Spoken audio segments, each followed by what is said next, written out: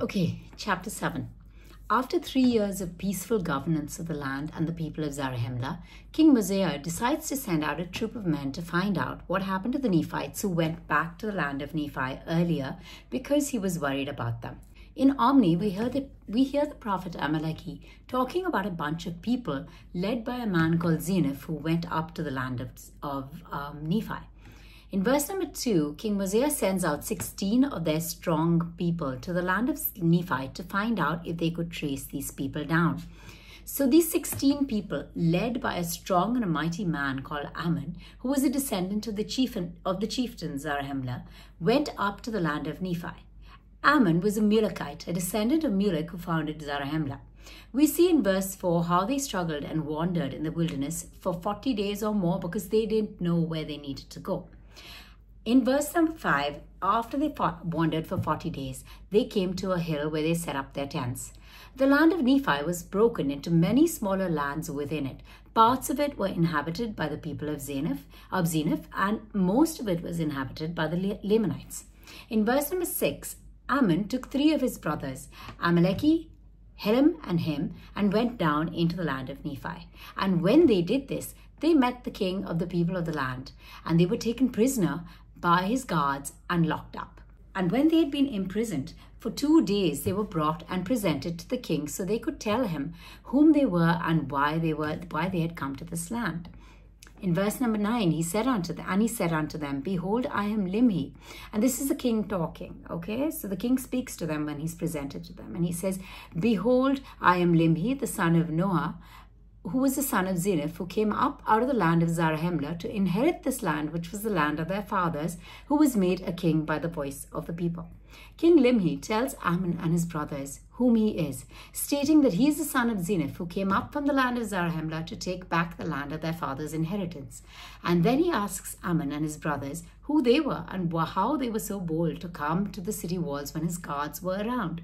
Limhi doesn't know who these people are, and rightfully so, he's worried that they've come to harm his people. In verse number 11, King Limhi continues saying that the reason he allowed Ammon and his brothers to stay alive was because he wanted to talk to them. He wanted to understand what they wanted and where they had come from before taking action. In verse 12 and 13, Ammon bows before the king and speaks to him about who he is and where he has come from. He tells the king his name, shares that he is a descendant of Zarahemla himself, and that he has come up from Zarahemla to find out and inquire about their brothers who Zeniff had brought up to the land of Nephi. In verse number 14, King Limhi is overjoyed when he hears Ammon speak, that his brethren in the land of Zarahemla have not forgotten him, and they're doing well and they're alive. And he decides to call his people together to share the good news as well.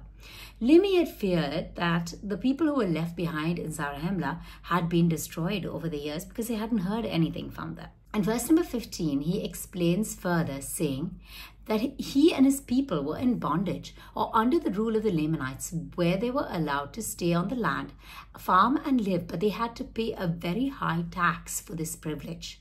He is overjoyed and he hopes that his brothers from Zarahemla would be able to rescue them from this bonding or from the hands of the Lamanites, in return for which King Limhi and his people are willing to work to be the Nephite slaves and to work under them.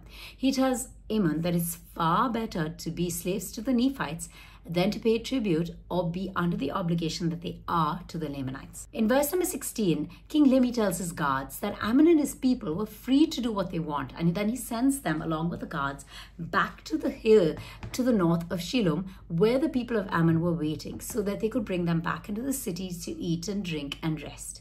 In verses 17 and 18, King Limhi sends out a proclamation to his people to gather, to listen to him at the temple. And the next day they gather, and then King Limhi begins his sermon to them about their ancestors from Zarahemla. Verse number 18, And it came to pass that when they had gathered themselves together, he spake to them in this wise, saying, O ye my people, lift up your heads and be comforted.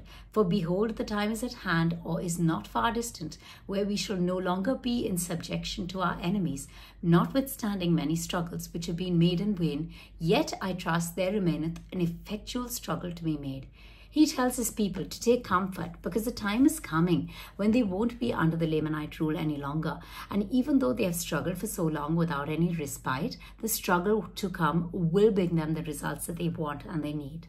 Verse number 19, therefore lift up your heads and rejoice and put your trust in God, in that God who is the God of Abraham and Isaac and Jacob, and also the God who brought the children of Israel out of the land of Egypt and caused that they should walk through the Red Sea on dry ground and fed them with manna so that they would not perish in the wilderness, and many more things did he do for them. King Limhi tells his people to lift up their heads, which were lightly weighed down with sorrow and with trouble. Be happy and hopeful and trust in their God, the God who was the God of Abraham and Isaac and Jacob, the God who rescued the people of Israel from the Egyptians and parted the Red Sea for them to walk through, fed them with manna when they were hungry in the wilderness, and so much more.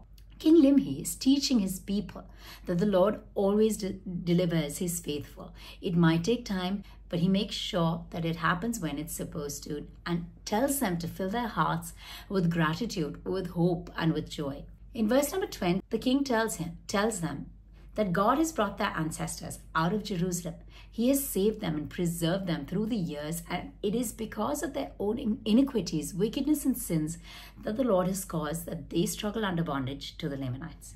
Verse number 21, and ye all are witnesses to this day that Zeniff, who was made king over these people, he being overzealous to inherit the land of his fathers, therefore being deceived by the cunning and the craftiness of King Ammon, who having entered into a treaty with King Zeniff and having yielded up into his hands the possessions of a part of a land, or even the city of Nephi and the city of Shiloh and the land about.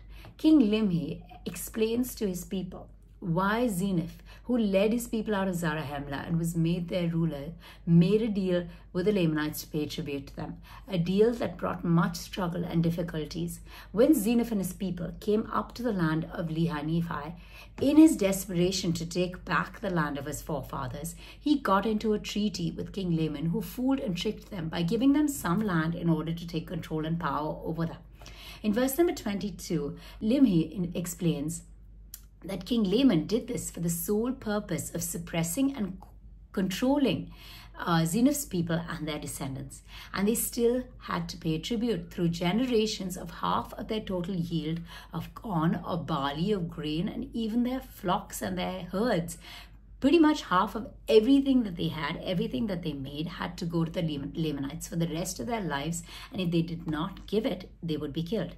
He continues in verses 23 and 24, saying that this pain and this affliction is just too much for his people to bear, and they have a lot of reason to feel troubled and low, and they have mourned even more because so many of their brethren have been killed because of their wickedness.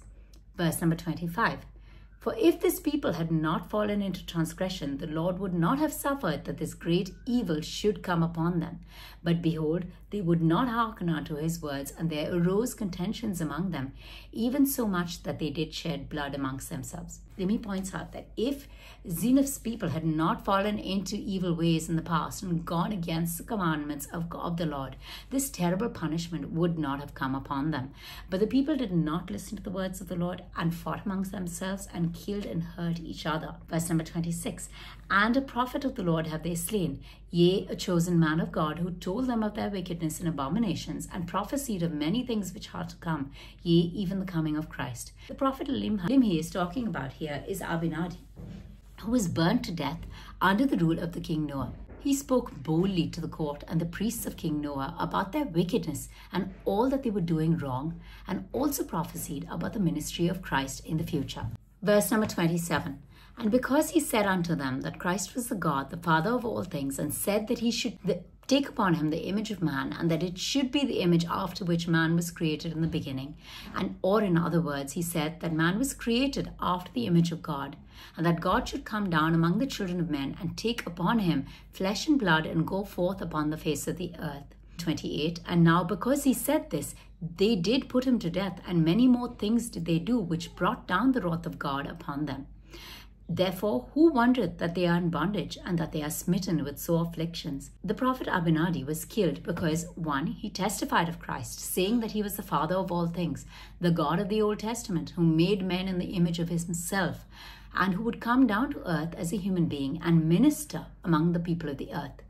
The second reason why Abinadi was killed was because he said man was created in the image of God. A little background here that you probably know about, but I wasn't clear about earlier, so sharing my learning as well. Christ was the first of Heavenly Father's spirit children, right? So Heavenly Father created him as a soul, as a spirit, as an intelligence that was given a body of spirit. Heavenly Father taught him and tested him over time until Christ received a fullness of truth for himself and a knowledge of all things, past, present, and future. It is only after this that Heavenly Father gave him the responsibility of creating the worlds and its inhabitants together with him. Christ, as Jehovah, was with the Father from the beginning and will be with him until the end. Limhi says that because the people of Noah did this, because they killed Abinadi and were wicked in so many other ways, they were punished by God for their wrongdoings, and it's not surprising that they were in bondage to the Lamanites and troubled. Verse number 29, for behold, the Lord had said, I will not succor my people in the days of their transgressions, but I will hedge up their ways that they prosper not, and their doing shall be as a stumbling block before them. Limhi tells his people the Lord had declared that he will not save his people if they go against what he tells them to do, if they transgress and are wicked, but will instead ensure that all the easy ways that he has opened up for them to prosper are blocked, and everything that they do, they won't be able to succeed at. Verse number 30, and again he saith, if my people shall sow filthiness, they shall reap the shaft therein in the whirlwind, and the effect thereof is poison.